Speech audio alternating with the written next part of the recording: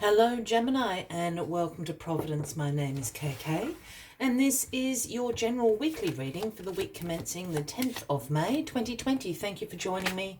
Oh, I hope you're all very well. Well, there it flipped out. Once again, this is for the Gemini Collective, Sun, Moon, Rising, Venus, signs of Gemini, as well as the cross watchers. Everyone is most welcome here. And as always, please be reminded that this is a general weekly reading and only to take what resonates with you and leave the rest for somebody else out there in the collective Gemini, where we start your weekly reading with the Two of Swords. Now, this is a call that you have some difficult decisions to make this week. You'll be weighing up your options. This card often shows up when you're avoiding also making a decision in your life. And here we have the lady who is blindfolded with the swords of truth crossing her, speaking about making a decision that is true to herself. In this particular image, I'm always drawn to the water and the moon up the top there. I know this isn't a card of cups, but for me that screams about using your intuition to make this decision. Otherwise, you could easily just take that blindfold off and it wouldn't be so difficult. So something that you're weighing up in your mind this week. Let's get the rest of the cards on the deck and let's see what this decision is all about for you this week. Gemini.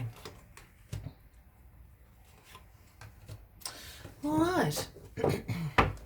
Card at the bottom of the deck this week for you, Gemini, is the Five of Cups. Now, the Five of Cups is a card about you feeling some regrets, you feeling a sense of disappointment, of pessimism over a particular situation. And why that is because you're looking down here at these three cups that have spilt over. And the three cups signify perhaps wasted opportunities or I'll rephrase, opportunities you think that you have wasted, that you haven't grabbed hold of when they've presented themselves. But the truth of the matter is there's two cups over here full to the brim of opportunities, potential choices for you to make, and these are the right options for you. So we need to get you out of this and get you to turn around to see what is yours for the taking this week, Gemini. All right. Well, there's Two of Cups. There's Two of Swords. With weighing up your options. Decisions to make this week is crossed by strength, Gemini. This is the Leo card, if that resonates with anybody out there. But the strength card is about your inner strength, your courage, your compassion.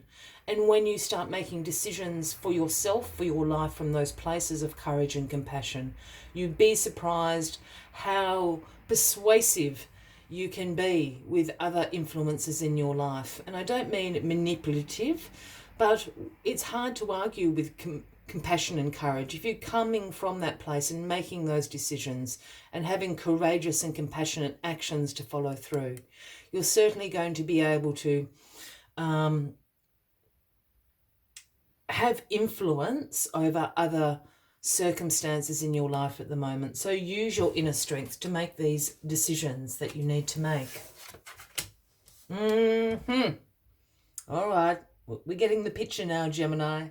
So in your past position here, we have the Seven of Swords, and the Seven of Swords is the sneaky card. This is a card about deception. This is a card about someone getting away with something. It can be a card about betrayal. Has someone betrayed your trust? Is someone around you being slightly deceptive? You haven't quite got the proof yet, but there's certainly someone in your close circles that is being a little bit sneaky and getting away with something, stealing the swords from the camp, as this gentleman is. And this is what this difficult decision is about. This decision down here with this Two of Swords is about this deception going on in your life, about someone getting away with something. Do you call it out? Have you got enough evidence to back yourself up? Do you just ignore it? What are you going to do, Gemini? Well, the moon is in your grounding position. Again, another card about intuition. The moon is about intuition, your subconscious. This is traditionally the Cancer card. Sometimes I read it as the Pisces card as well, if that resonates with any of you Geminis out there. But the moon reveals information that you have not known yet.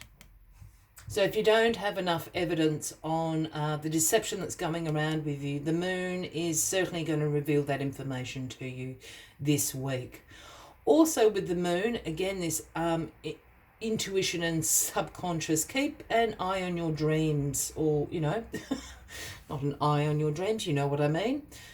Pay attention to your dreams this week, because we receive a lot of intuitive knowledge throughout our dreams, but you're certainly going to have information revealed to you this week. And it's certainly about this situation over here, this deception, this somebody getting away with something.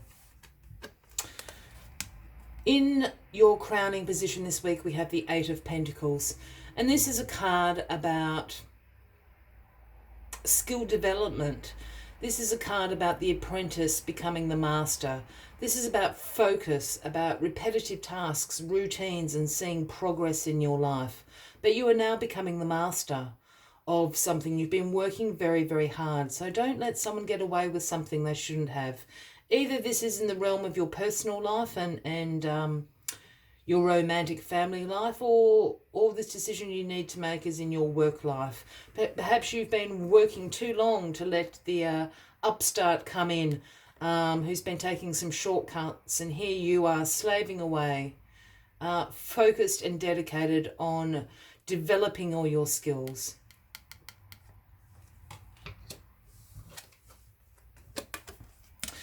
And then we end the week, Gemini, this week with the Two of Pentacles. This is known as the Juggler card. This is about having multiple priorities going on in your life, keeping all those balls up in the air. This is about time management, prioritizing what tasks and priorities and demands that you have to keep. This is also a card about you being very adaptable and very flexible at the moment. So whatever your decision is that you are going to make, rest assured that you're going to have absolutely the skills to see this through. You can take on more demands, you can drop a couple of demands, you will keep all the balls up in the air. You will not be dropping any balls this week at all. Well, there we are, Gemini. As always, I like to take one final message, but if you're resonating with this reading, by all means, please give the video a like. Feel free to leave a comment if you would like to. And if you haven't already, please consider clicking that subscribe button below the video, as I do have ongoing weekly videos for everyone. And what flipped out is the number 16, Coyote Spirit. And the message beautiful Coyote Spirit brings is trust the divine detours. Trust in the divine detours. And this has got to do with this decision. This decision is all based on this sneakiness over here, without a doubt. So trust in the divine tours at the moment is what Coyote Spirit is asking you. Let's see what other messages Coyote Spirit has for you this week. Coyote Spirit's trickster energy is designed to bring you into situations to teach you lessons you have forgotten to learn. Perhaps you need a taste of failure before you experience success, and need to feel disappointment before you can truly appreciate the joy, love, and prosperity that is coming up for you. Perhaps you are revisiting a pattern you forgot wasn't in alignment with your life you are intending to co-create. Being reminded that gratitude, not complacency, will keep you awake and aware of all that is available to you in this moment. Coyote Spirit is a divine helper. No matter what seems to be going astray, things are actually as they are supposed to be. I will leave you with that final message of the week, Gemini. I wish you a lovely week ahead, and I do look forward to seeing you next week. Until then, from me to you, bye-bye. Much love and light.